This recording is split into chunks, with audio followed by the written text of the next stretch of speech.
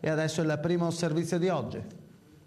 Siamo con Pietro Rambuschi, che è stato per poche ore Presidente del Consiglio Comunale. Anche lei, signor Rambuschi, ha dunque incontrato il commissario Gulletta, che ha convocato tutti gli ex consiglieri comunali nel suo ufficio in municipio. L'arrivo del commissario, lei come lo giudica, Rambuschi?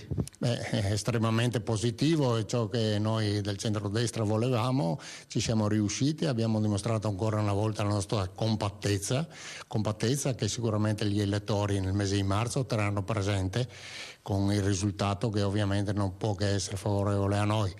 In questo momento ovviamente il nostro ex sindaco Bertoncello è particolarmente nervoso, io mi rendo anche conto del suo nervosismo, però sa, in democrazia comanda chi prende i voti. Noi abbiamo preso oltre il 50%, noi dovevamo governare, lui non ci ha consentito di governare, lui ha dovuto andare a casa. Ecco, a proposito di nervosismi e di dispiaceri, ma quanto le dispiace sotto sotto non fare più il Presidente del Consiglio, Rambuschi?